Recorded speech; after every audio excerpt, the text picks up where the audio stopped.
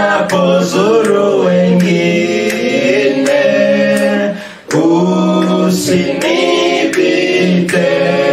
Bwana Yesu, Yesu, naomba unisikie.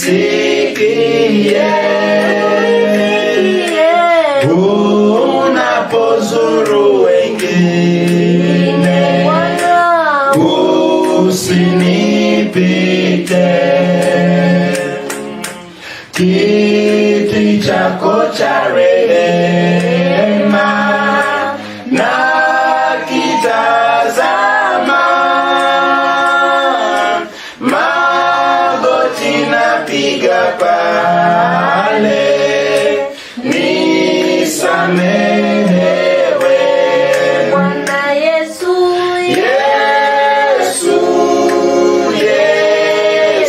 naomba unisikie.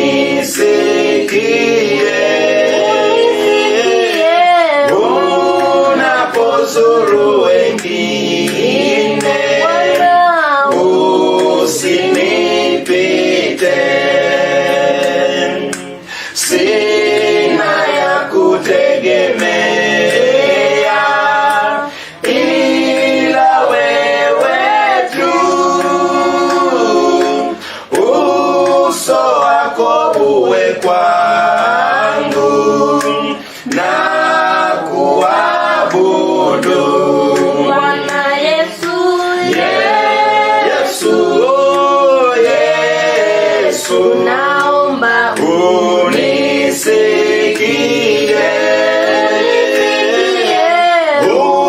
Unapozuru wengine, usinipite.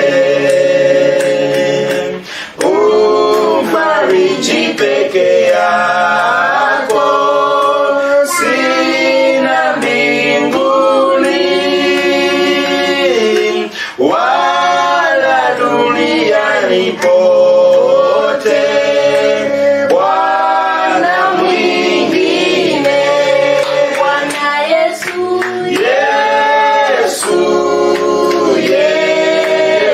naomba unisikie.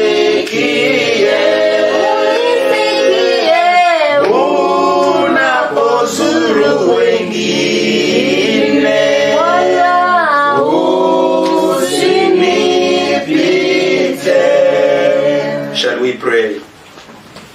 Father, in the name of Jesus Christ, we bless you, Lord, for such a wonderful moment you have given unto us, so that, Lord, we may get deep into the scriptures in the study of the book of Revelation. Today, handling the book of Revelation chapter 2. I pray that, Lord, you guide us in all truth, for it's in Jesus' name we pray and believe. Amen. Hallelujah. Now, before we go to Revelation chapter 2, I want you to remember that by the grace of God, last time on Friday, we were able to begin handling the book of Revelation chapter 1. And we, as a way of just remembering of what the Lord spoke to us last time, the Bible said that a book of Revelation is the book containing a revelation or a revealing of the secrets which the Lord wanted us to understand as per concerning the end time. Now, and the whole theme of the book of Revelation is that the Lord wants us to understand that Jesus is coming, and he will not come as a thief unto us that believe and are watching. Amen. And therefore, as we go on, I pray that if you did not get to understand, or you are not here while we were handling the book of Revelation chapter 1, please go to our YouTube channel. You can download it offline because we have a Wi-Fi internet here, so that when you are in your house at your own good time, you can take your pen and Bible and begin to get knowledge concerning the book of Revelation chapter 1. But for now, let's go to Revelation chapter 2 and begin off by the grace of God. The Bible says in Revelation chapter 2 verses 1, "Unto the angel of the church of Ephesus write, These things saith he that holdeth the 7 stars in the right hand, who walketh in the midst of 7 golden sticks. Amen. Now the Bible speaks of a letter or information being given to a church called the Church of Ephesus.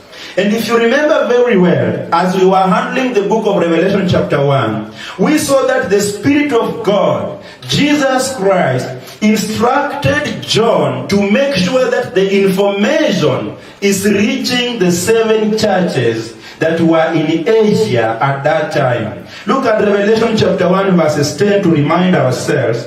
Revelation chapter 1 verses 10 to remind ourselves. The Bible says, I was in the Spirit of the Lord's day, and heard behind me a great voice as of a trumpet saying, I am Alpha and Omega, the first and the last. And what thou seest, write in a book, and send it unto the 7 churches which are in Asia, unto Ephesus, Smyrna, and unto Pergamos, and unto Thyatira, and unto Sardis, and unto Philadelphia, and unto Laodicea. Amen. So you see, as John is being given this information, as Jesus Christ is revealing these things to John, he is now being given a role of ensuring that this same information is reaching the 7 churches. And now we see he begins in verses 1 of chapter 2 with the first church, unto the angel of the church of Ephesus.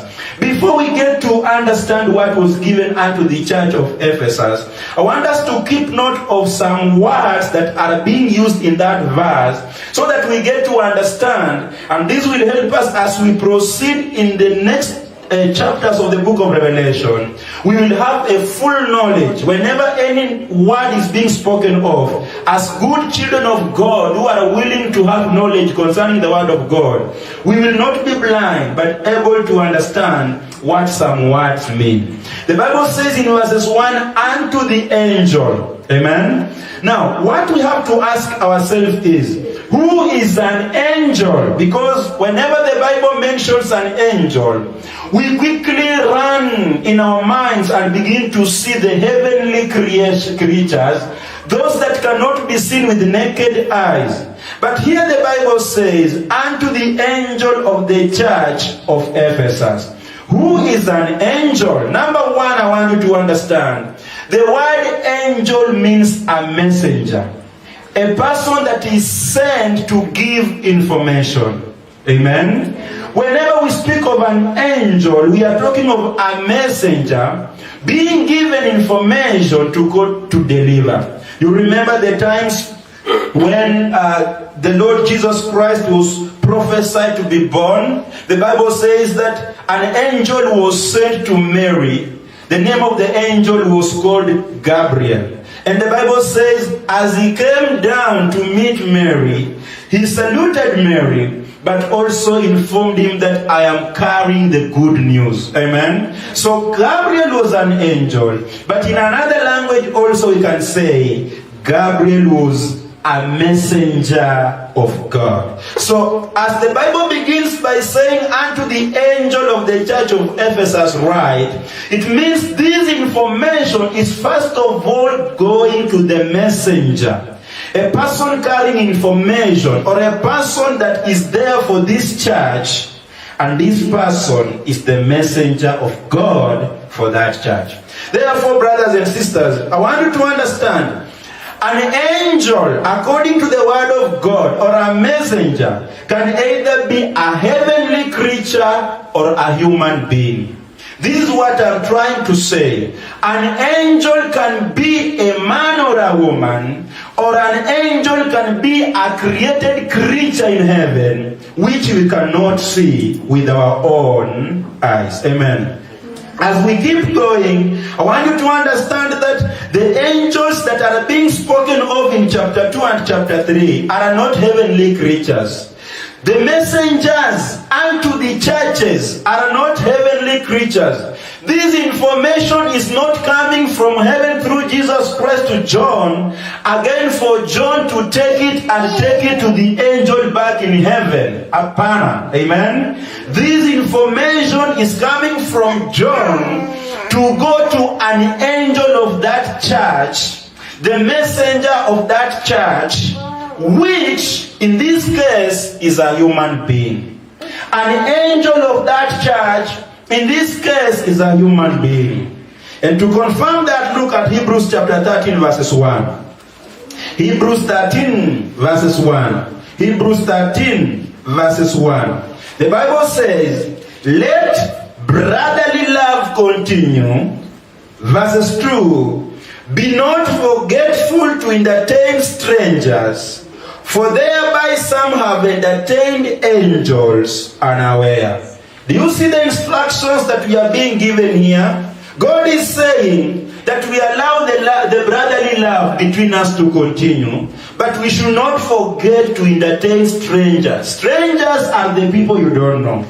He says we should not forget to entertain strangers, for thereby some have entertained angels unawares. That when you entertain strangers, people you don't know, sometimes you will be entertaining angels of God, the messengers of God, which are carrying the answer to your problem.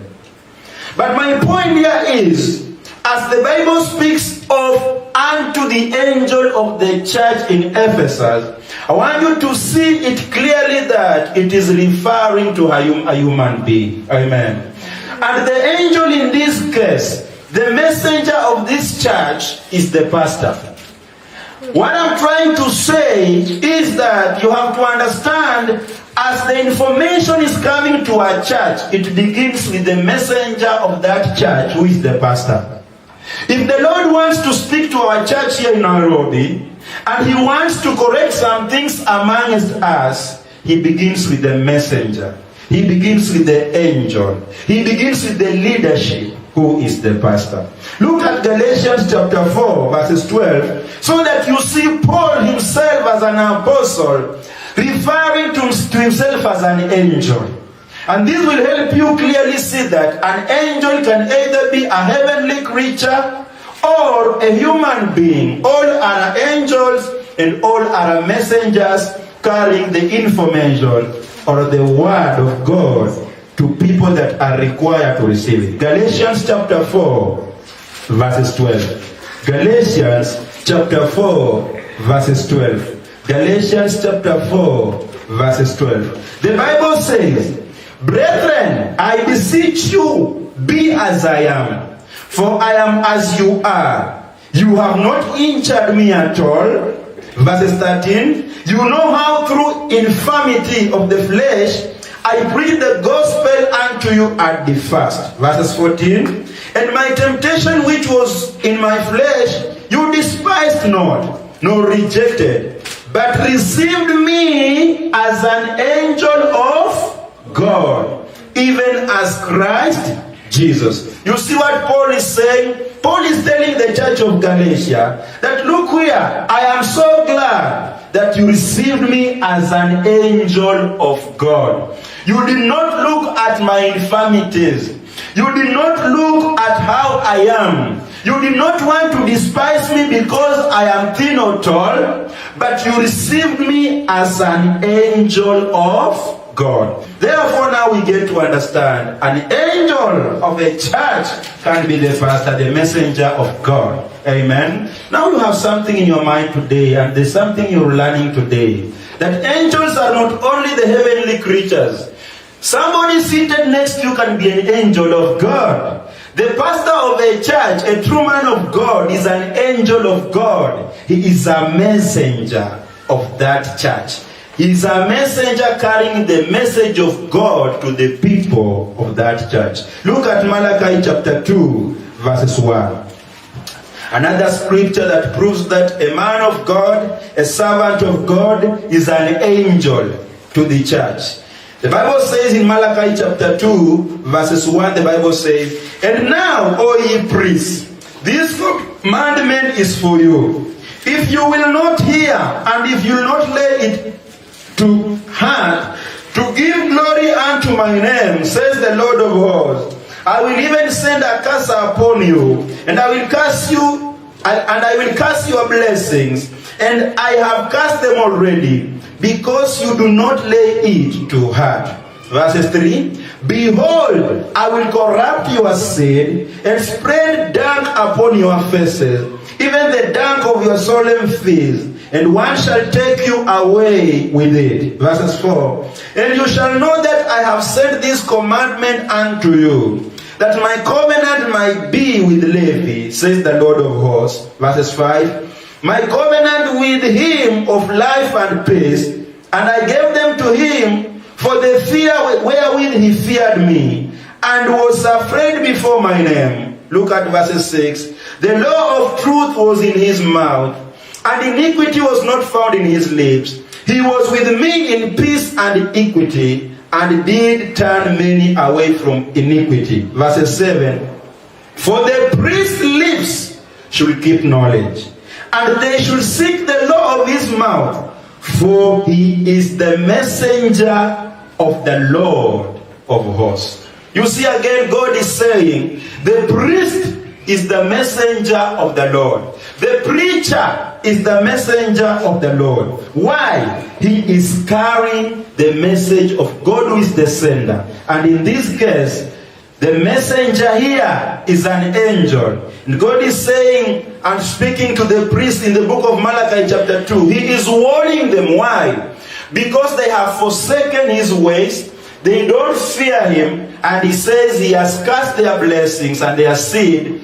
But he wants them to understand that there was a priest known as Levi who feared him, who kept his knowledge, who went according to his instruction. And the Bible says, for he was a messenger of the Lord. Amen.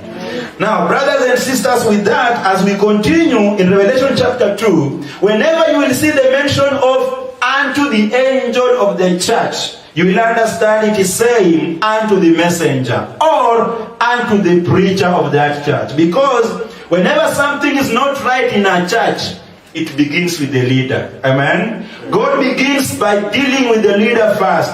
God begins by warning the leader, and the leader, if he is faithful, he also passes it to the people of the church. Let's look at Revelation chapter 2 verses 2 now with that understanding.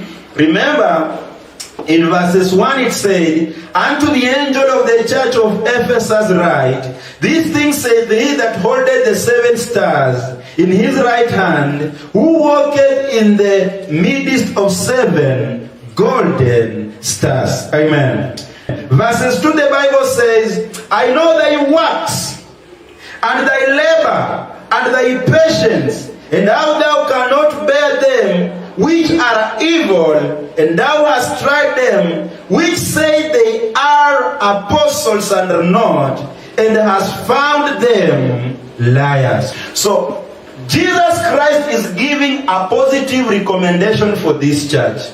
He is saying this church is a good church. Why? Because it is busy working for him. Number 2, because this church is patient, always persevering. Number 3, this church cannot entertain those people that are liars. Those people that call themselves apostles and they are not apostles. Verses 3, the Bible says, and has borne and has patience, and for my name's sake has labored and has not fainted. So you see, Jesus Christ is speaking about the positive side of this church. It is a good church. Amen. And he speaks of the false apostles. Do you know what God is talking to us even as a church today and this evening? That to be a good church, we must be willing to come to a level whereby we are willing to work for God. We are willing to persevere. We are willing to labor for Jesus Christ. But also, in line with this church, the Bible says we should come to a level whereby we cannot entertain, we cannot allow people that call themselves apostles, and yet they are false apostles. Brothers and sisters, today you will agree with me that we have people outside here that call themselves men of God, and yet they are not. We have people outside here that call themselves apostles, not apostles. And Jesus is congratulating this church, that this church is a good church. Why? Because this church was able to investigate somebody in the name of an apostle. And after they investigate and find that he is not a true man of God, he is not a true apostle, they could not even bring him closer to the church. Amen. That is what we should be doing today. Unfortunately today, if you try to expose wickedness in the people called men of God, people tell you, shut your mouth. Mind your own business. Just preach Jesus. You see, this church is being congratulated for doing the same. And therefore, even in the other scriptures, God is always warning us against false apostles. God is always warning us against false preachers. Not every preacher is a true preacher of God. You don't have to wake up in the morning on a Sunday and you hear instruments playing in churches or drums playing in churches or people praying loud on microphone. Then you say this is a church. If you are a true child of God with full of discernment, you have to come to a point whereby you have to investigate. Amen. You have to check out. He is saying that he is an apostle. Truly, is he the apostle of God or is a false apostle? Just the same way this church was doing. Look at 2 Corinthians chapter 11 verses 13. 2 Corinthians chapter 11 verses 13. 2 Corinthians chapter 11 verses 13. The Bible says, 2 Corinthians chapter 11 verses 13, the Bible says, for such are false apostles, deceitful workers, transforming themselves into the apostles of Christ. Verses 14, and no marvel, for Satan himself is transformed into an angel of light. Therefore it is no great thing if his ministers also be transformed as the ministers of righteousness, whose end shall be according to their works. You see, Apostle Paul, being an apostle, he is also warning people against people that call themselves apostles, but he says they are deceitful workers. They are the workers of the devil. And the Bible says, just the same way the devil has transformed himself into an angel of light, it is the same way his servants have transformed themselves as the ministers of God. Therefore they come to you saying hallelujah. They come to you saying shalom. They come to you saying praise the Lord. But truly speaking, they are not servants of God. They are deceitful workers, the workers of the devil. Amen. You know, we have to come to a point whereby you don't just go with any preacher.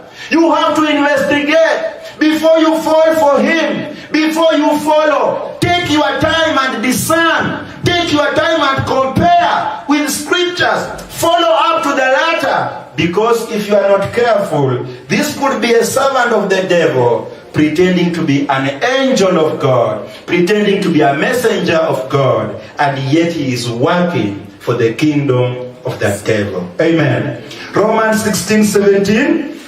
Romans 16:17. We want to see more instructions concerning false apostles, which the Bible says this church of Ephesus was so keen. It was so keen to make sure that anybody that calls himself an apostle, they will take time to investigate, and if they find out that he is not, they will have nothing to do with him. Amen. Romans 16:17. The Bible says, mark them which cause divisions and offenses, contrary to the doctrine which you have learned, and avoid them.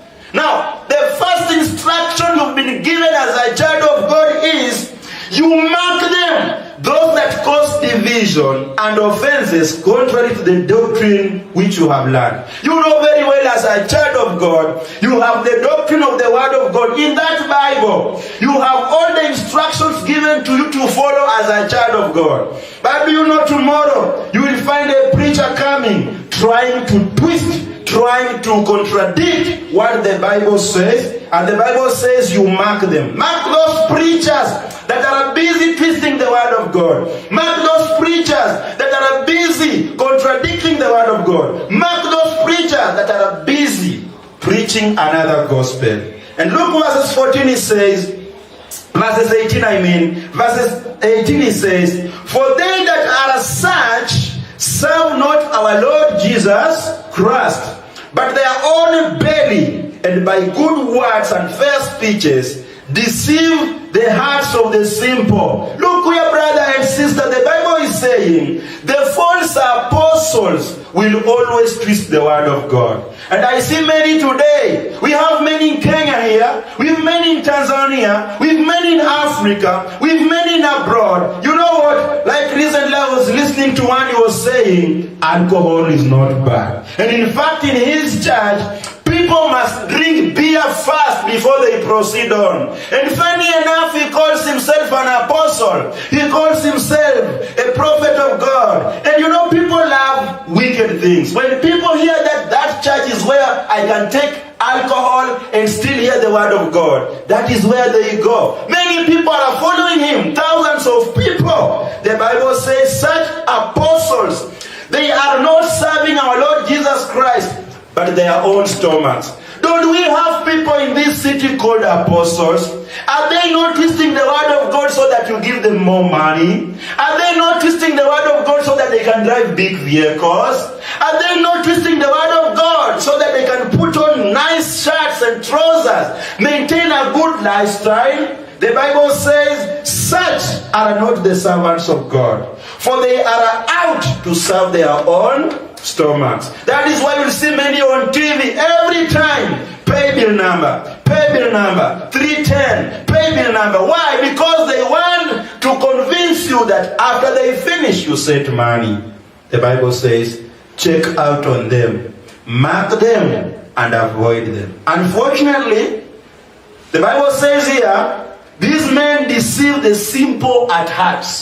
Foolish guys, those that are ignorant. You follow them, you understand that you are the simple at heart. Amen? You don't have the knowledge of the word of God. And that is why I began by saying, it is good for you as a believer, even in this church, to read more and more of the word of God. Always to avail yourself of the teachings of the word of God, so that you are able to come to a point whereby you can differentiate between good and bad. Amen. Shall we continue? Verses 4. Revelation chapter 2 verses 4. The Bible says, nevertheless, I have somewhat against thee, because thou hast left thy first love. Remember, Jesus is speaking to a church called Ephesus. Amen? The church of Ephesus. He is now saying, apart from being good, apart from focusing to what is good, apart from hating the false apostles, apart from, laboring for me, apart from being patient, I have something against you. So Jesus is also going to warn this church about something that they are not doing. And that is our Lord Jesus Christ's work. Even as a church in Nairobi, if we begin going astray, Jesus Christ will come and congratulate us to the things we are doing good, but He will not stop there. He will seek to rebuke us against the things that we are not doing right. Therefore, He begins by saying to this church, verses 4, nevertheless, I have somewhat against thee, because thou hast left thy first love. What is the problem of this church?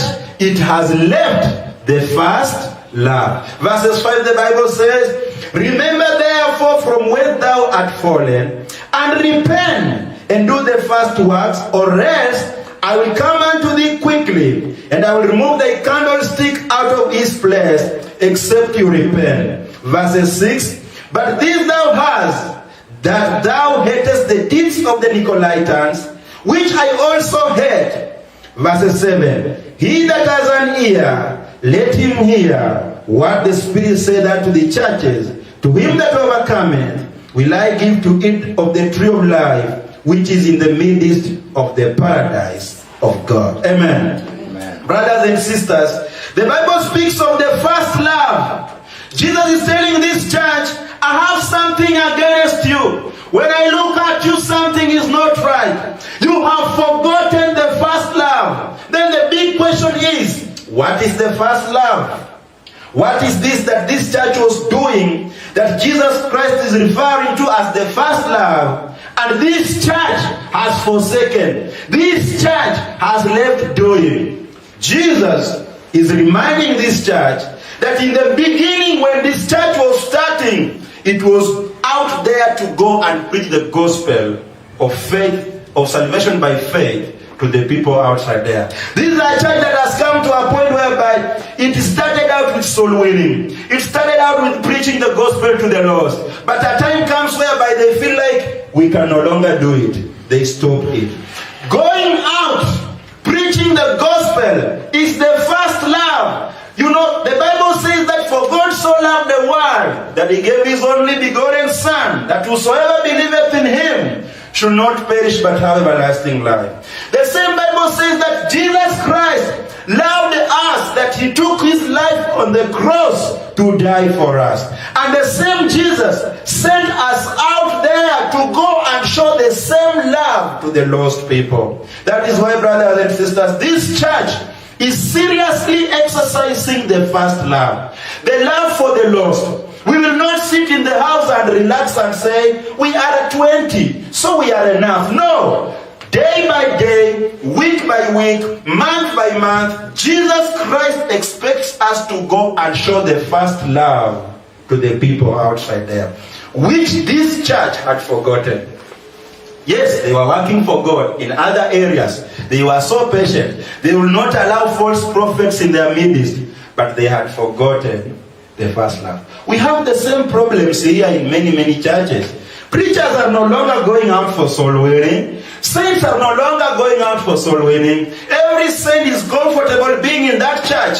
No more love for Christ. No first love. No preaching to a neighbor. No witnessing to a lost soul. They are comfortably sitting in their houses. And Jesus is, rebuking this church, telling it, I have something against you. You are no longer doing the first love, which I had seen you doing in the beginning. Amen.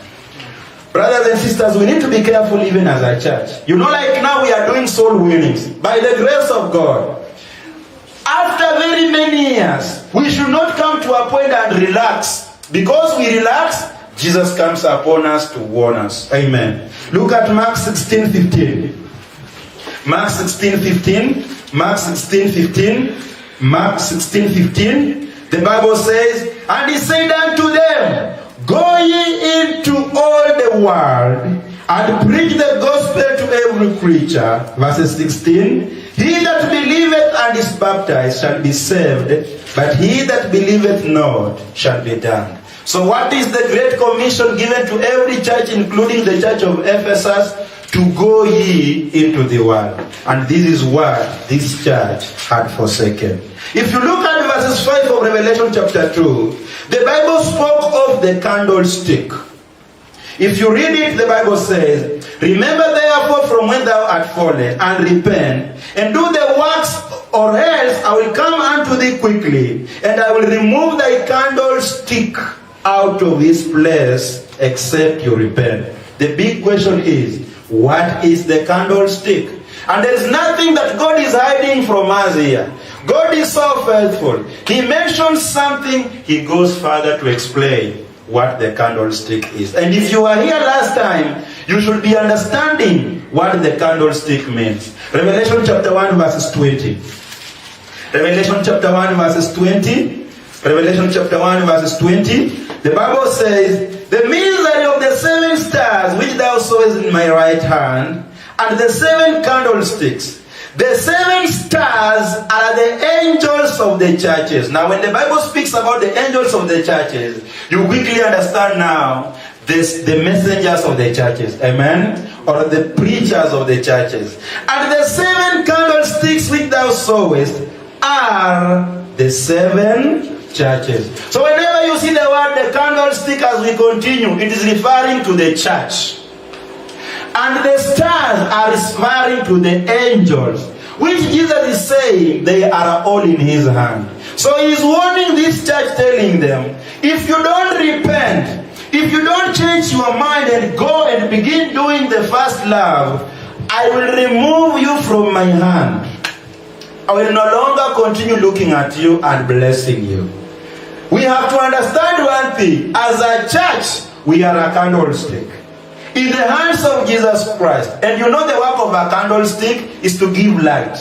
Amen? We are the light of the world.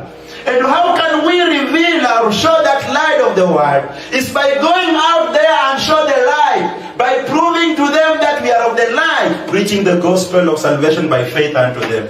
The moment we stop, it means that candlestick is now becoming dim. And Jesus will remove it from his hands. Do we want Jesus Christ to come to a point and remove our church in his hands? No, I don't want that. Amen? Amen. The Bible says in verse 7, look at verse 7 of Revelation chapter 2. The Bible says, he that has an ear, let him hear what the Spirit says unto the churches. To him that overcometh will I give to eat of the tree of life, which is in the midst of paradise of God. These are the last statements that Jesus Christ is giving to this church. He has warned them about forsaking the first love. He has congratulated them for being patient and working for him. But he comes and he concludes with strong words. That whoever has ears, let him hear what the Spirit says unto the churches. And then he says, to him that overcometh, to him that overcometh, I will give to eat of the tree of life, which is in the midst of the paradise of God. Brothers and sisters, it means that in this church, we also have people that have not overcome. And what is to overcome? Because God must help us to understand what to overcome is. Is it overcoming by fighting? Is it overcoming by doing something different from what the Bible says? We seek to understand. Whenever the Bible speaks of overcoming, what does it mean? Look at 1 John chapter 5, verses 4. For whatsoever is born of God overcometh the world. You see the same wording is used in 1 John. And this is the victory that overcometh the world, even our faith. Look at verses 5. Who is he that overcometh the world? But he that believeth that Jesus is the Son of God. Brother, to overcome the world is to believe that Jesus Christ is the Son of God. People that have not overcome the world are the people that are not believing or have not believed that Jesus Christ is the Son of God. In other words, or in simple language, Jesus is telling this church, those that believe that I am the Son of God, I will give them access to the tree of life in the paradise of God. Amen? I will give them a right to go and eat of the tree of God in paradise. The big question to you this evening is, have you overcome? Do you believe that Jesus Christ is the Son of God? Are you saved? In simple language, that is what Jesus is saying here. He is saying, those that are saved, he's warning this church and he's telling them, to those that are saved, those that have overcome, those that believe that Jesus Christ is the Son of God, I will give them access, the right to eat the tree of life in the paradise of God. The Bible says in Romans chapter 10 verses 9, that if thou shalt confess with thy mouth the Lord Jesus, and believe in thy heart that God raised him from the dead, thou shalt be saved. Brothers and sisters, I know that in Kenya, going to church is a normal thing. And in Kenya here, people say this way, I am a Christian, just because he doesn't go to a mosque. So for you to be known whether you are a Christian is when you don't go to a mosque. But let me tell you the truth. The truth is, only those that have overcome will go into the kingdom of God. Only those that have overcome will have the right to eat the tree of God in Paradiso. Failure to that, the Bible says, never. So he's warning this church. And this is the same warning Jesus Christ is warning this church. This church in Nairobi, that make sure that you have overcome the world. Because the Bible says, whoever is born of God, whatsoever is born of God, overcometh the world. And who is he that overcometh the world, but he that believeth that Jesus Christ is the Son of God? Amen. Revelation chapter 21, verses 7. Revelation chapter 21, verses 7. Revelation chapter 21, verses 7. The Bible says, he that overcometh shall inherit all things, and I will be his God, and he shall be my son. Again, you see God is repeatedly speaking of he that overcometh. Amen? He says, he that overcometh shall inherit all things. If you believe that Jesus Christ is the Son of God, the Bible says, you shall inherit all things. But what if you don't believe that Jesus Christ is not the Son of God? You shall not inherit. Look at verses 8. He says, but the fearful and unbelieving and the abominable and murderers and whoremongers and sorcerers and idolaters and all liars shall have their part in the lake which burneth with fire and brimstone, which is the second death. Now if you compare verses 7 and verses 8, God is giving us a list of sins that people commit. Murderers, whoremongers, fearful, unbelieving, idolaters, and all liars. Now, I know that every one of us here is a liar, including Pastor Paul. The Bible says that even having a thought of foolishness is sin. And sometimes we use these gadgets to lie. Where are you? I'm just here. And you are very far. That is a lie. God is saying, and all liars shall be put into the lake of fire, which is the second death. How do you overcome this? Verses 7, he that overcometh shall inherit all things. And what is to overcome? To believe that Jesus Christ is the Son of God. And when you do that, you shall not be part of them that shall be put in the lake of fire. Amen. Revelation chapter 2, verses 11. The Bible said, he that has an ear, let him hear what the Spirit said unto the churches. He that overcometh shall not be hurt of the second death. So when you overcome, the Bible says, you shall not be hurt of the second death. Meaning, you shall not be put in hell. To overcome is to believe on Jesus Christ. You know, outside there is very hard for people to believe that one thing I need to do so that I avoid hellfire is to believe on Jesus Christ alone. Somebody is struggling to stop lying, and today he lies, and the Bible says, you break one, you have broken all. But for you to overcome this, for you not to be part of them that shall be hurt into the second death, the Bible says you have to overcome. Amen. Let us continue the Revelation chapter 2. Look at verses 8. So now we have seen a warning being given to the church of Ephesus. Let us also compare ourselves with the church of Ephesus and make sure that we are not doing the mistakes that the church of Ephesus did. Amen. Revelation chapter 2, verses 8. Revelation chapter 2, verses 8. The Bible says, unto the angel of the church in Smyrna. Now when you see unto the angel of the church in Smyrna, you understand it is saying unto the angel or unto the messenger or unto the preacher, the leader of the church in Smyrna. This information is going to this church, but it's first beginning with the leader. Because a leader must take responsibility. If this church will be spoiled, God will first of all ask Pastor Paul. Because Pastor Paul is the messenger of this church. Pastor Paul is the angel of this church. God will hold accountable of me. It begins with the leader first. So this information is going to the church of Smyrna, but it begins first with the preacher of that church. Amen. The Bible continues to say, right, these things saith the first and the last, which was dead and is alive. That is Jesus Christ. I know thy works. You see, he speaks about this church. He knows its works. Amen. And tribulation. Now, what is tribulation? Sufferings.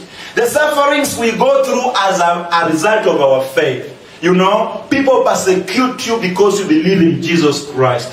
People persecute you because you stand with the word of God. People put you in jail. People don't want to see you because of the word of God. That is tribulation. He continues to say, and poverty, in brackets, but thou art rich. I know the blasphemy of them which say they are Jews and are not, but are the synagogue of Satan. So Jesus Christ is telling this church, I know how you work. I know how you persevere and all the tribulations you go through. I know your poverty. This was a poor church. This is a church that did not have an account. This is a church that did not have good money. This is a church whereby maybe the pastor is only having one shoe. This is a church that people will look at and say, this is a church of poor people. But as much as this church was looking at itself as a church of poor people, Jesus is telling it, but you are rich. Amen? Brother and sister, I'm glad our church could be poor in our own eyes. We may not be even able to look for a poshy place, a good place in the city where we can place ourselves and be converging there. But in the eyes of God, we are a rich church. You know why? Because we are doing what is right. We are rich in the word of God. We are rich in the doctrine. We are rich in winning souls. We are rich in showing the love of Christ unto other people. We are rich in showing love between ourselves as brothers and sisters. Even though when we look at ourselves, we say we are poor. Even though when the world looks at us, they say we are poor. But in the eyes of God, we are rich. And he says, and I know the blasphemy of them which say they are Jews and are not, but are the synagogue of Satan. He is also telling this church, we have people that blaspheme you. They reject you. They despise you. They don't consider the fact that I love you. But they call themselves the Jews. Now when we talk of the Jews, you know what I mean. The Jews are the people that are in Israel even today. The Jews are the people that the Bible says, in the first place, Jesus Christ came unto them and they rejected him. So Jesus Christ is speaking against them. That you know what? They are a synagogue of Satan.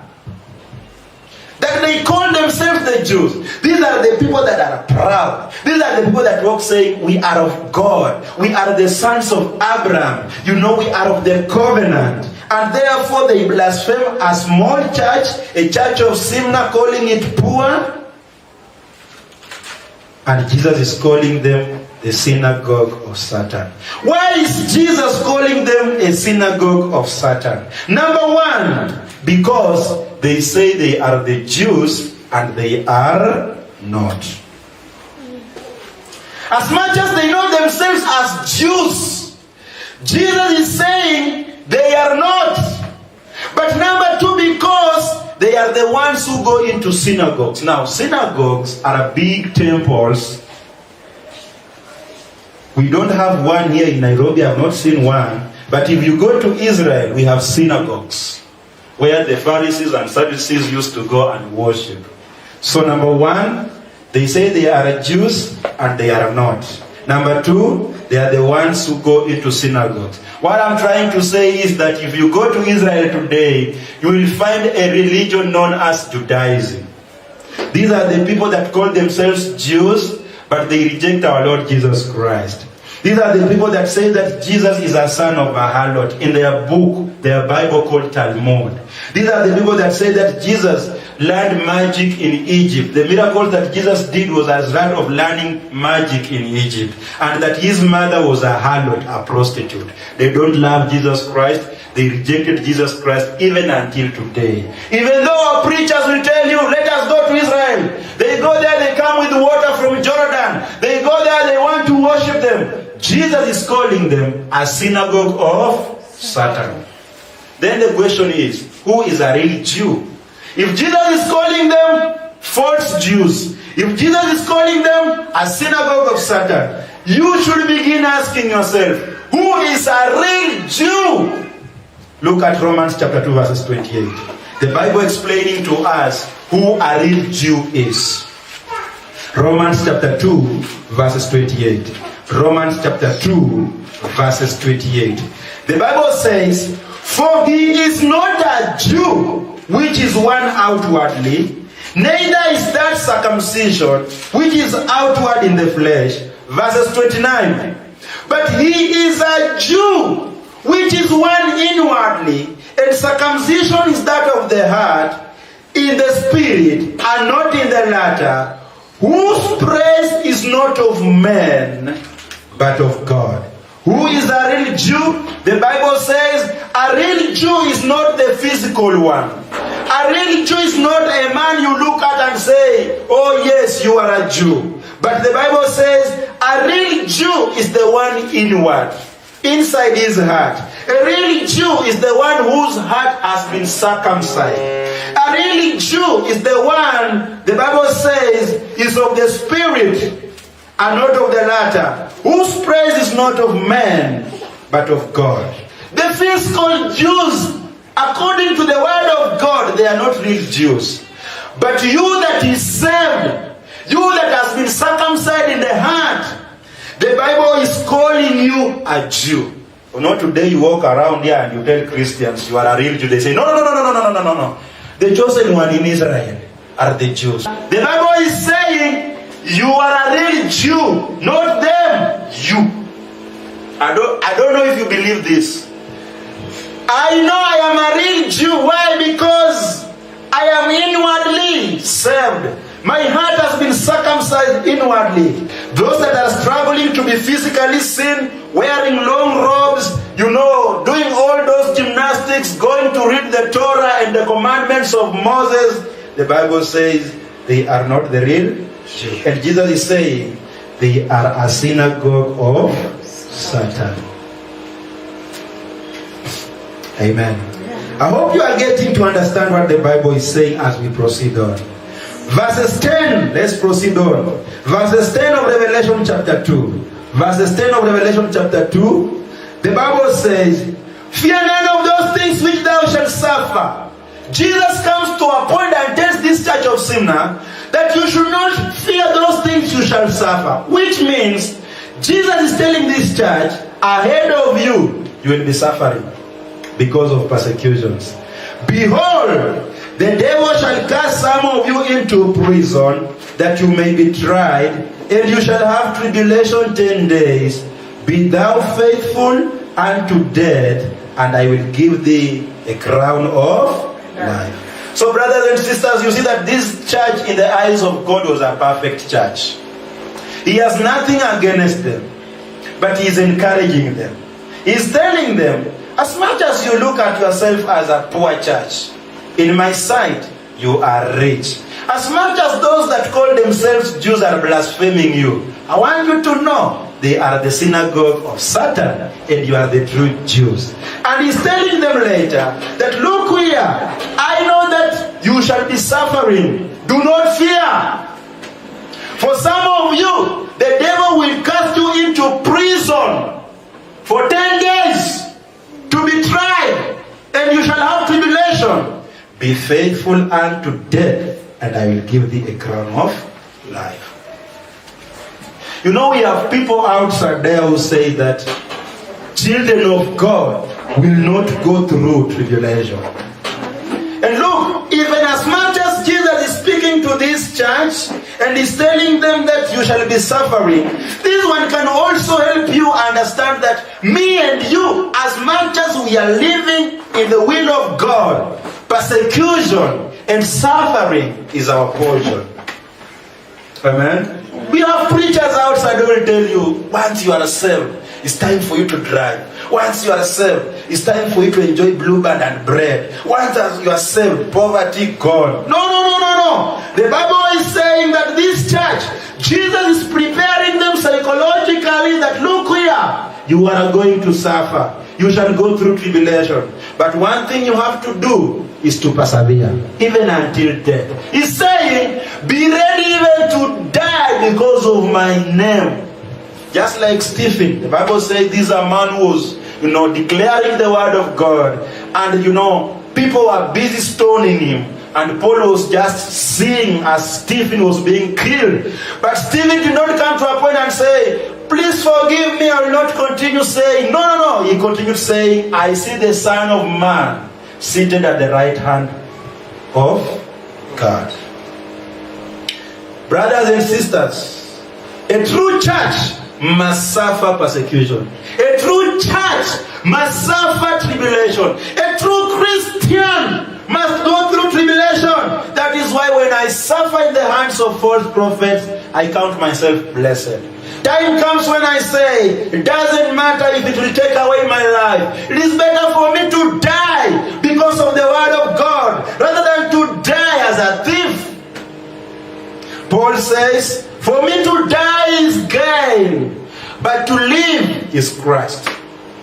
You know what, brothers and sisters? I'm living today because of Christ. But if I die even today, it is a profit for me. Those that love the world cannot say that. So Jesus is encouraging this church. It's a small church. It's a poor church. It has nothing. But in the eyes of God, it's a rich church. Ask yourself if our church is like this church or the church of Ephesus. God knows, and you should be knowing. If you are of the church of Ephesus, it means you've forsaken the first love. But if you are of the church of Smyrna, it means that you are persevering. You are working for God. You've stood firm for God. And even when the Jews try to persecute you, you stand firm in the word of God. Amen. So the Bible says that this church will go through tribulation. And I said that we should also prepare as a Christian to go through tribulation. It is not the will of God for you as a Christian just to live a good life without suffering. Peter asked Jesus, we have left everything to follow you. What shall we gain? We've left everything that is beneficial unto us just to follow you. What shall we gain? And Jesus said, whoever left his brothers, houses, lands, and all those things shall be given 100-fold plus persecutions. The false Bibles, the modern versions, they remove the word persecutions. Prosperity preachers, false preachers, remove the word persecutions. That is why every time when they speak to you, they tell you, I prophesy good houses. I prophesy thousands of thousands on your accounts. Just type amen and tomorrow on your account you shall find $3,000. And then ignorant Christians type amen. They don't know that Peter was told, you shall receive 100-fold, 100 brothers and sisters, 100, houses, many houses, but with persecutions. Now if you ask me, how can a person have 100 times houses? Let me show you. Today you are in this house, isn't it? This is house number 1. You will go back to your house, isn't it? That is house number 2. Tomorrow we go to the house of Sister Helen. That is house number 3. We go to the house of this brother. That is a house again. So you find that you have many brothers and sisters. Brothers and sisters, I left my brothers at home. Today I have many brothers. You are my brother. You are my sister. You are my brother. You are my brother. You are, 100 brothers and sisters. But plus persecutions. Amen. Look at Revelation chapter 1 verses 9. Revelation chapter 1 verses 9. And this is to disapprove those Christians that have the mentality of saying, you should not suffer as a Christian. You have got to suffer as a Christian. The Bible says, I, John, Revelation chapter 1 verses 9. I, John, who also I am your brother and companion in tribulation and in the kingdom and patience of Jesus Christ, was in the isle that is called Patmos for the word of God and for the testimony of Christ Jesus. John says, the companion, I am your companion. I'm also a partaker in tribulation. John is not saying, I am living comfortably because I have served. If you go to a church that has this gospel that says we shall not suffer, run away. These people are lying, because the Bible is very clear that any Christian must suffer persecution. If you know that you are just living honestly according to the word of God, persecutions must be coming your way. If you find yourself not living according to the word of God, that is when you realize that you are just living a comfortable life. You don't have time for soul winning. You don't have time for Bible study. You don't have time for prayer. Your neighbor is a thug, but you also cooperate with him doing things and he doesn't hate you. Understand that you are not living right with God. You are also there in gambling, betting, sport pesa, and your friends in sport pesa also love you. They say, where is our chairman? Understand that you are not living rightly.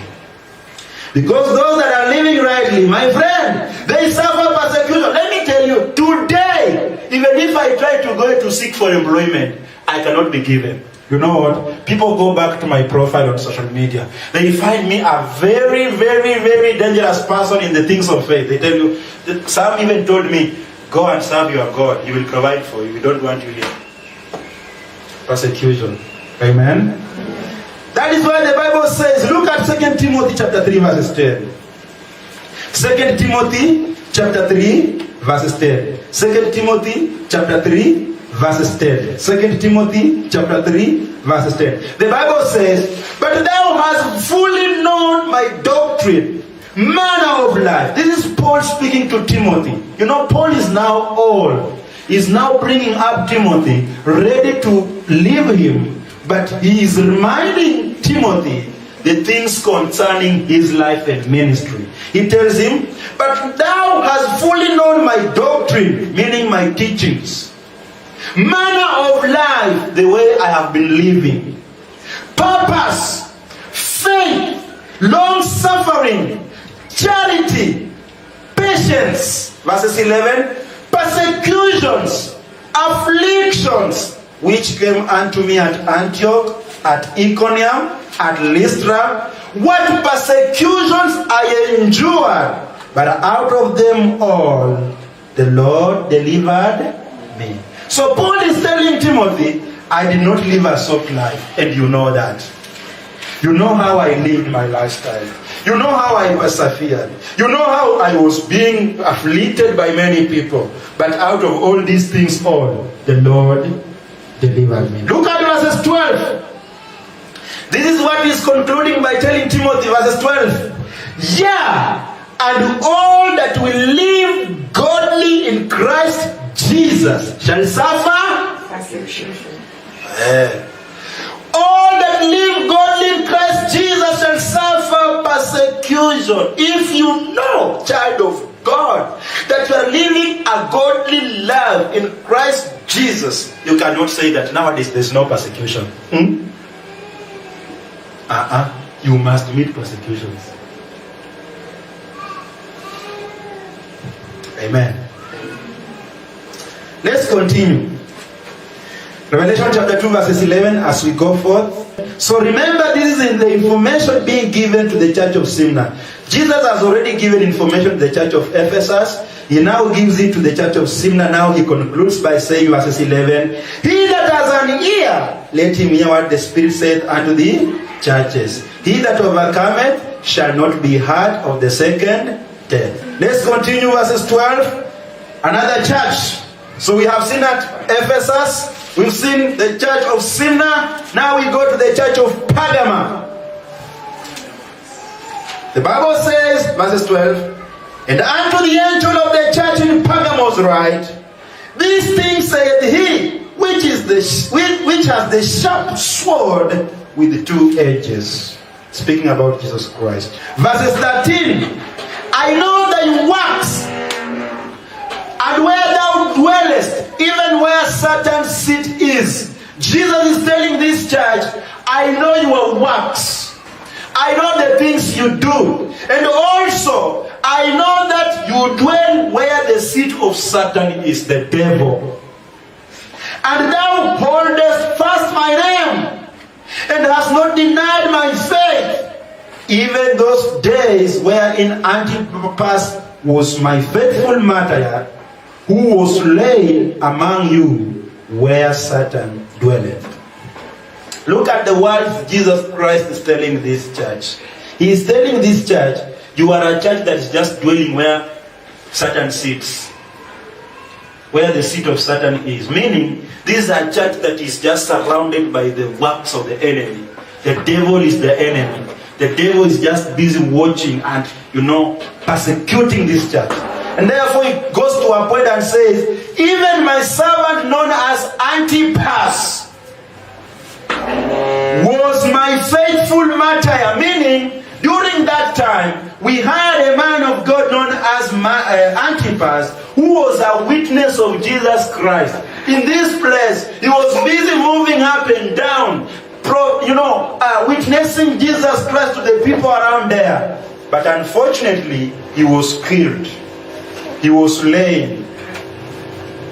He was cut off.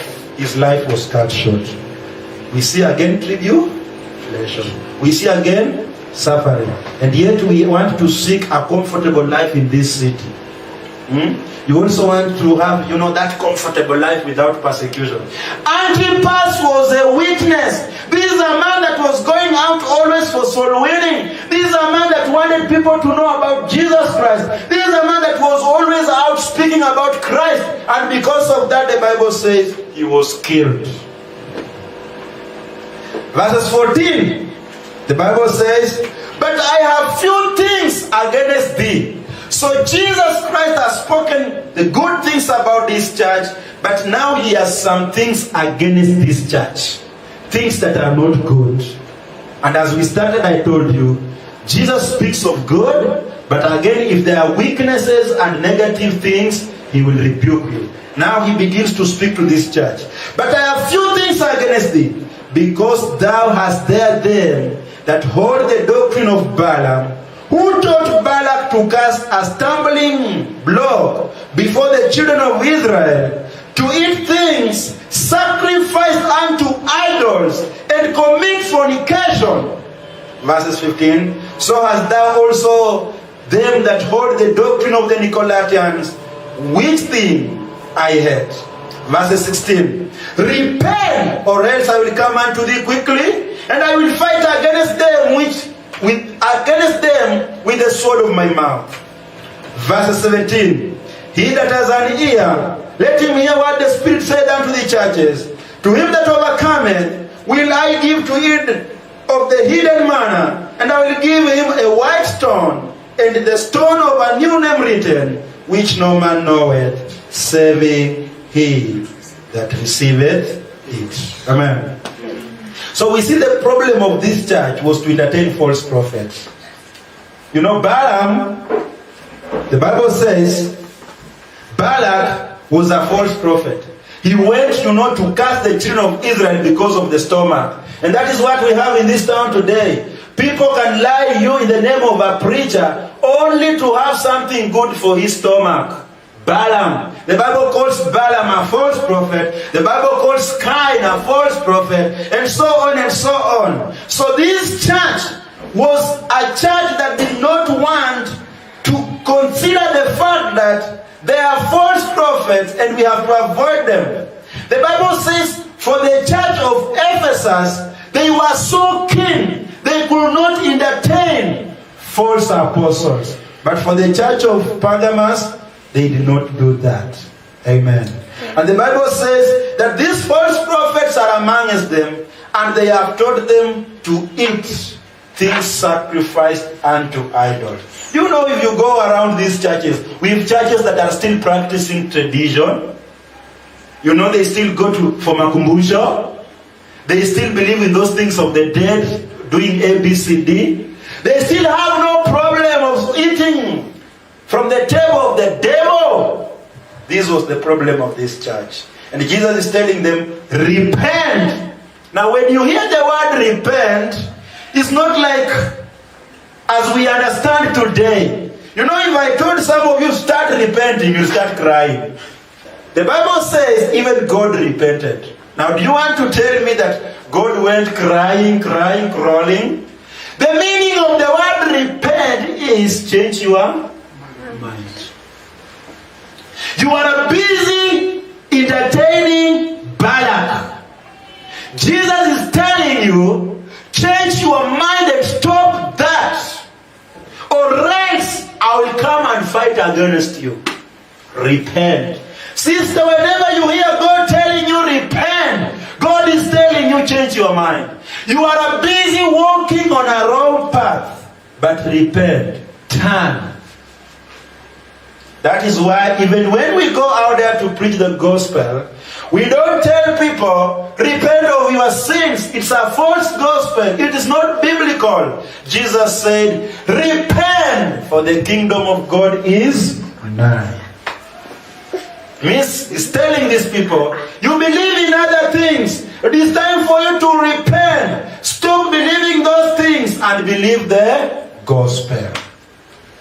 Amen. So this church is being told they should repent. And verse 17 again he concludes by saying, to him that overcometh, to overcome is to believe. These churches should be having people that have not overcome. And these churches should also be having people that have overcome. Let me tell you the truth. It's not a must that a church should have everybody saved. The Bible says Jesus Christ was having 12 disciples. But one of them was not saved. Judas Iscariot. Judas Iscariot did not overcome. It is the will of God that everybody that comes to church must have overcome, must be saved. But we've just people who come to church to escort others, and they have not considered the fact that I should overcome. Because he says, him that will overcome will eat of the hidden manna, and I will give him a white stone. And in the stone a new name written, which no man knoweth, saving he that receiveth it. That if you overcome, you shall write your name on the right stone, and the white stone, which no man knoweth, apart from you alone. Amen. So brothers and sisters, we also need to make sure that even as we continue coming in this church, even as the fellowship expands and expands, consider the fact that you are saved. Consider the fact that you believed. Consider the fact that you overcame. Amen. Don't just come to church because people go to church. You might find yourself in hell. Whom will you blame? Not your pastor. Because your pastor, being the messenger and the angel of this church, keeps on reminding you. Amen. Let us go to the next church. The church of Thyatira, verses 18. The Bible says, unto the angel of the church in Thyatira write, these things says the Son of God, who has his eyes like unto a flame of fire, and his feet are like fine brass. Verse 19. I know thy works and charity, and service, and faith, and thy patience, and thy works, and last to be more than the first.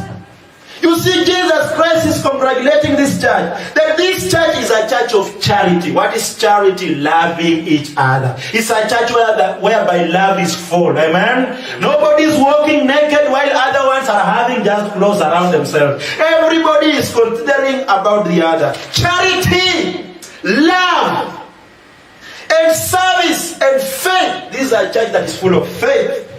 Then he says, and thy patient, this is a church that was patient. And thy works, the last to be more than the first. That this is a church that is doing even more works than at first time. It's a church that is deep into soul winning more souls, showing more love to the world than even the way it was doing in the first time. But Jesus Christ, even though he has spoken good of this church, there is something wicked with this church. There is something not adding up. And Jesus Christ has something against this church. Look at verses 20. The Bible says, notwithstanding, I have few things against thee, because thou sufferest that woman Jezebel, which calleth herself a prophetess, to teach and to seduce my servants to commit fornication, to eat things sacrificed unto idols.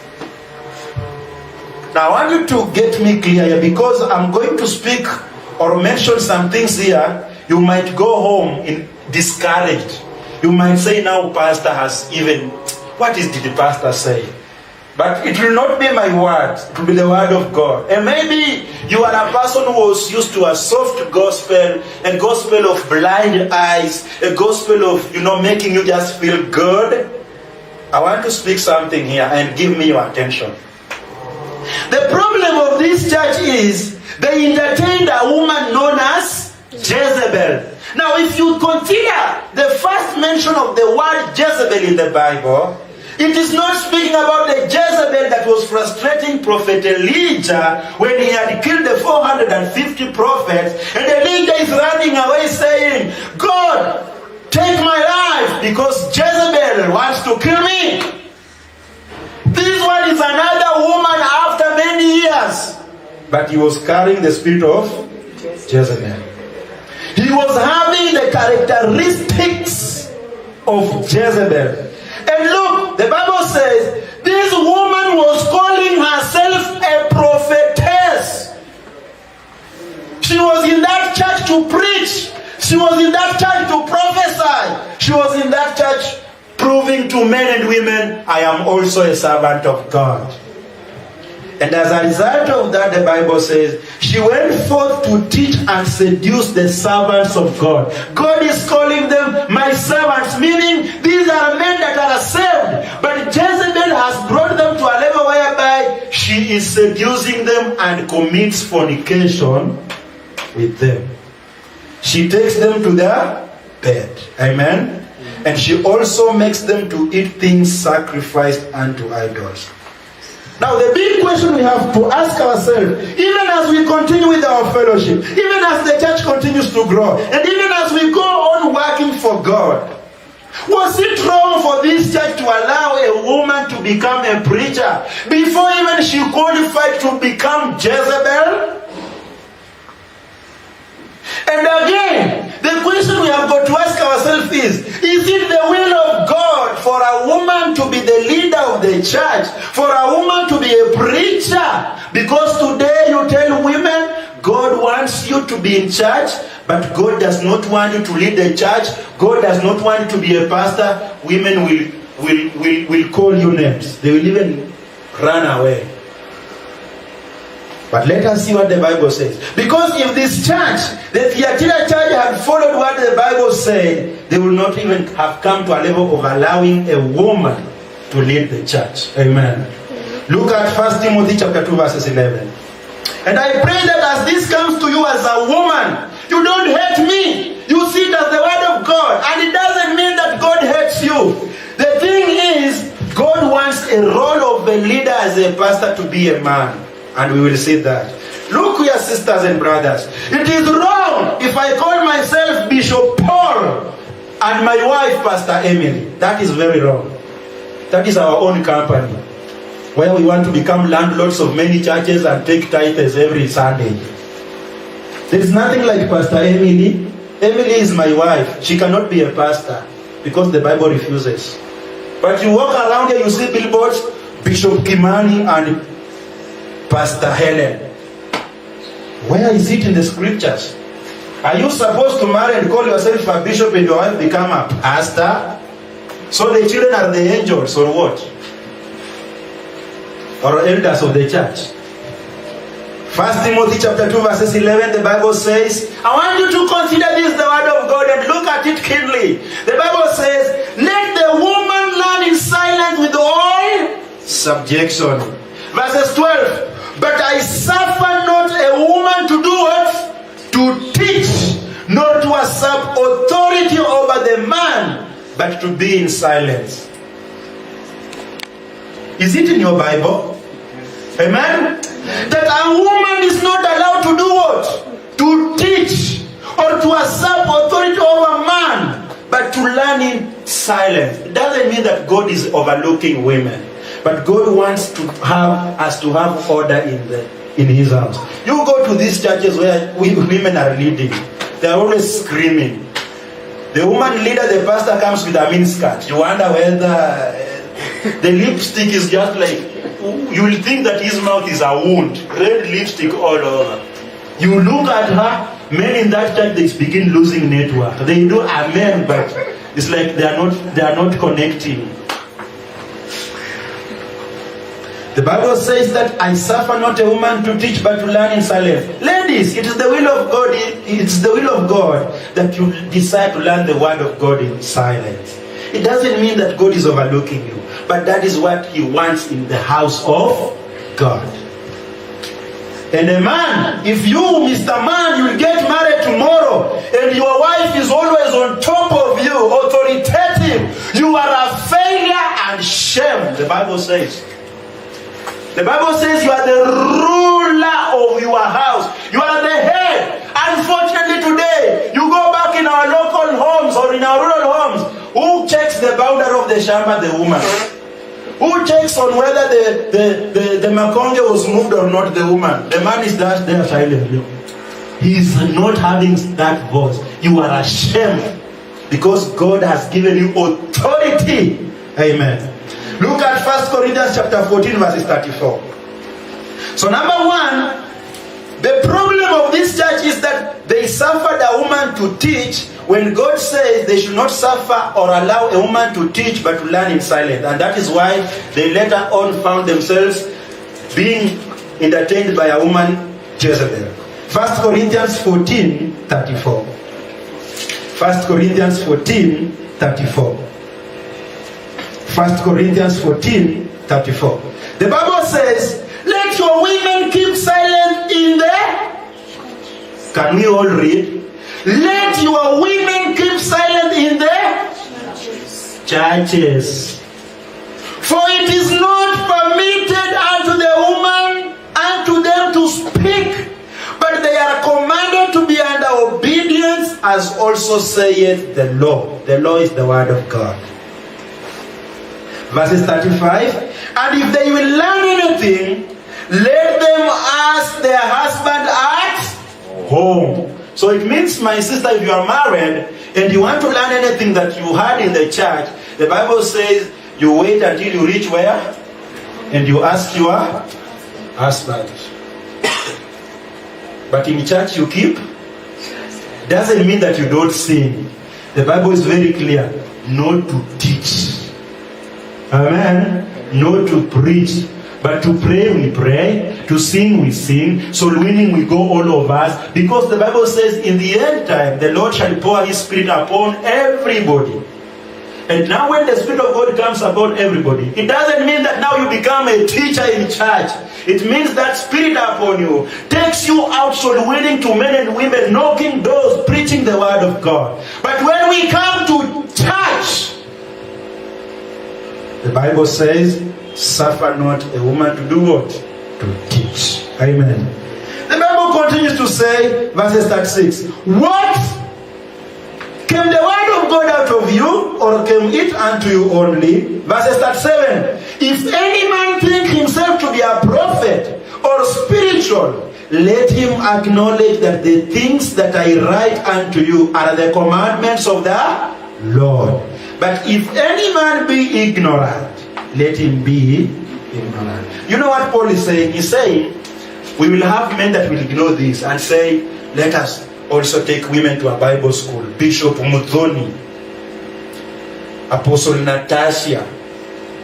You know, they want to empower equality. What a man can do, a woman.